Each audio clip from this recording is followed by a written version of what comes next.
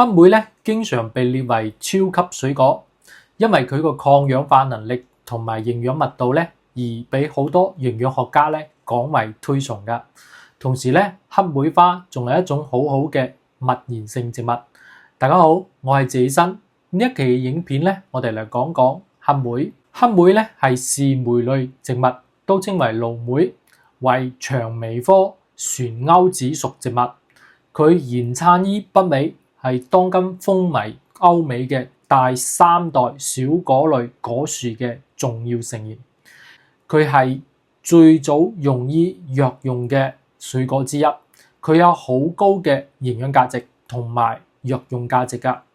咁全球黑莓嘅商業種植面積中咧，美國係排行第一噶。所以咧，美國佢擁有世界第一嘅黑莓產量。咁亞洲嘅黑莓種植產量咧，佢係位居世界第三噶。江蘇省中國科學院植物研究所咧，佢於1986年開始咧呢個黑莓嘅引種利用研究，佢歷經10年就得到成功。而家咧，江蘇省南京市咧被譽為中國黑莓之鄉，係我國最大嘅黑莓種植基地嚟噶。咁現代研究表明咧，黑莓佢有一個抗菌、抗癌、降低血糖、抗氧化嘅作用。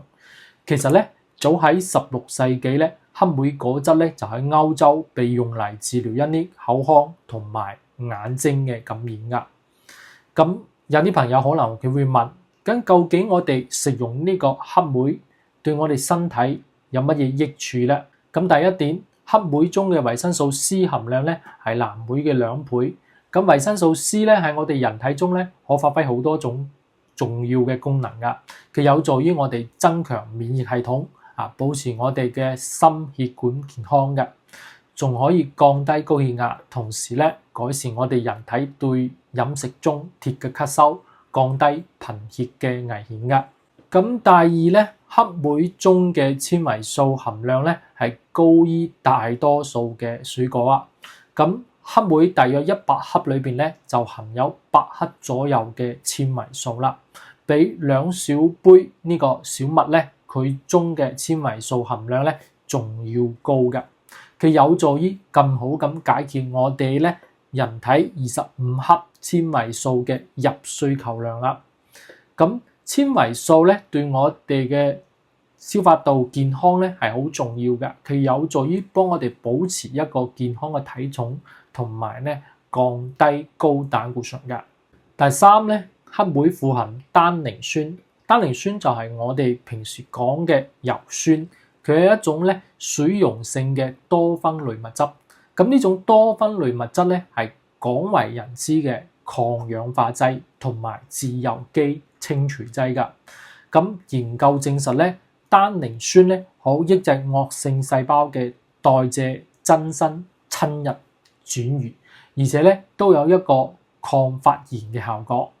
咁黑莓仲可以幫助我哋拉緊啲皮膚組織，收縮血管，減少出血量。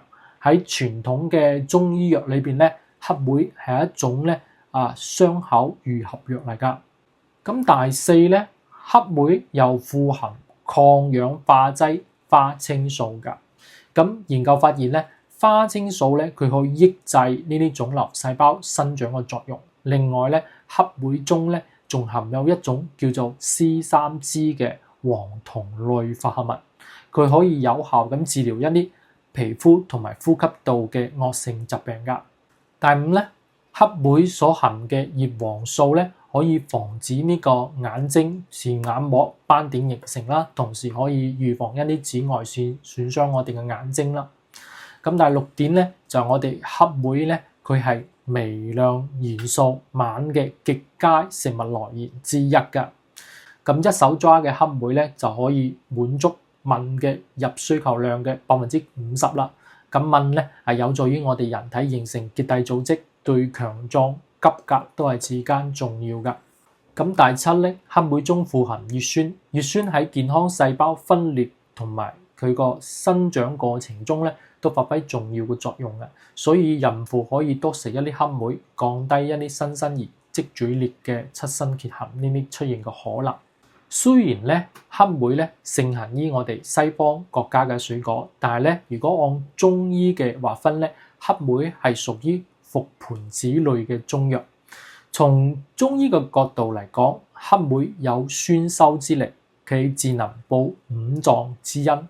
咁中藥經典《本草通傳》中記載，覆盆子甘平入腎，起因自痿，故精是藥，強腎而無燥熱之偏，故精而無宜泄之害，甘肉之品也。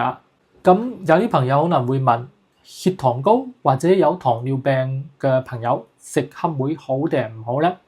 可能部分嘅朋友咧，佢唔認為咧，我哋黑莓富含一啲膳食纖維同埋多酚，咁呢兩種物質咧，係可以能夠抑制呢個阿魯化澱粉酶嘅，降低葡萄糖吸收，增加胰島素分泌同埋敏感性，從而降低餐後血糖。咁有啲人可能佢會認為咧，黑莓佢富含呢個膳食纖維同埋多酚啦，所以就唔認為適合呢個糖尿病人嘅食用㗎。其實咧，呢都係唔啱嘅。任何一種食物咧，都係有一個綜合體嚟㗎。佢黑莓佢除咗膳食纖維同埋多酚之外，仲有大量嘅糖分，呢啲係升高我哋體內血糖嘅重要因素。所以如果係糖尿病嘅人群喺血糖控制得比較好嘅情況之下咧，我哋可以少量咁食黑莓。尤其係要求最好喺兩餐之間食比如一次食幾粒，可以喺上午嘅9點鐘至10點鐘，下午嘅3點鐘至4點鐘，晚上瞓覺之前食。我哋要避開正常嘅食飯時間食，但係咧，我哋一定要記住唔可以過量。最推崇嘅準確做法就係咧針對每一種水果喺固定嘅時日量嘅基礎上咧，持續監測2小時呢個餐後血糖，以便咧清楚自己對呢種水果嘅耐受程度以及呢個耐受量，從而咧指導自己對呢個水果嘅時日。咁由於糖尿病嘅人群咧喺血糖控制唔好嘅時候咧，食黑莓咧就有可能咧導致血糖高，所以咧都有會可能咧引發呢個血糖波動嘅，係唔利於我哋血糖嘅控制噶，從而咧對我哋嘅身體咧造成傷害。所以咧糖尿病嘅朋友咧喺血糖監測得唔好嘅時候咧，就建議唔好食黑莓啦。但係咧，如果我哋血糖控制得比較好嘅情況之下咧，可以少量咁食黑莓噶。多謝大家。